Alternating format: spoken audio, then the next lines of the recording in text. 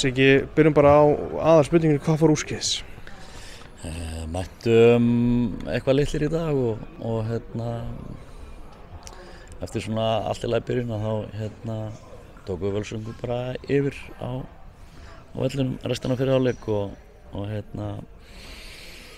það var einhvern veginn eins og hugarfarið að hafi ekki verið rétt hjá mínu liði. Skörð hogginn í liðið, hafði það svona mikil áhrif?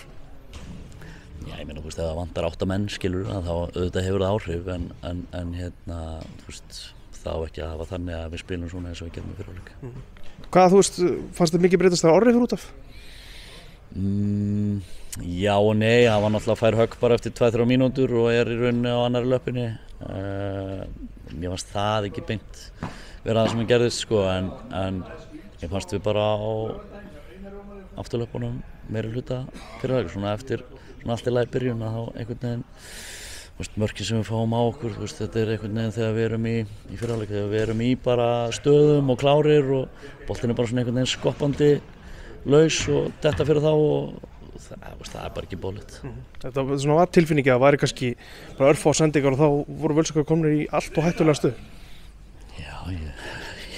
Já, ég bara hef ekki svör, ég skil ekki framistöðuna í fyrirhálfleik en eitthvað sem við erum búin að vera mjög góður í, það var náttúrulega splungun í miðja einhvern veginn og allt það en það var ekki þeim að kenna, skilu, það var bara einhvern veginn bara ákveðastigið á okkur í fyrirhálfleik var mjög dapurt með að við eftir að koma úr 2 frábæra leikjum að þá var það mjög skrítið. Var eitthvað í liði Völsungs sem komur óvart? Nei, bara, þú veist, það var kannski aðeins meiri stemming. Ég bjóst alveg við stemmingu hjá þeim og krafti og fá stuðningsmennina hingað og það var svona, við hleyptum upp í aðeins og mikla stemmingu og þeir eru bara flott lið og áttu þetta svo sannlega skilið. Ákveður að byrja með Baldi frammi og Fúsa á kantinu, var það eitthvað að liðla einhverju? Nei, ég held að það hafi svo sem virka ágætlega það sem vorum að reyna þar en það var einhvern veginn hvernig við vorum á boltanum aftast og hvernig við ætlum að spila okkur upp völlin, það var ekki ánægilega háu plani og mér varst við bara svona litlir, vil ekki fá hann, vil ekki vera með hann og það var svona það sem við ræddum í fyrri hálfleik og við bættum það svo sannlega í seinni hálfleik en þá var náttúrulega bara leikurinn alltaf öðruvísi og eðlilegt að við séum stjórnarleiknum. Það eru þetta annað tapið hérna á heimavelli, hefurðu áhyggjur af þessu? Já, þú veist, áhyggjur,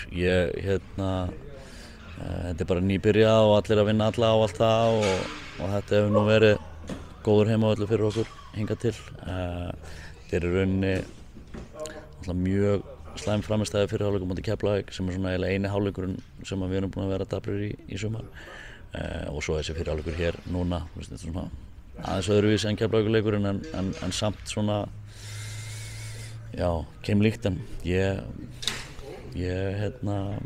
held að þessi heimavöllur muni vera góða fyrir okkur og þó þráttur þetta er bara nýbyrjað og ég held að við ætlum ekki að dvelja mikið við þetta, við ætlum að koma tilbaka eins og við gerðum eftir Keflavíkurleikinn og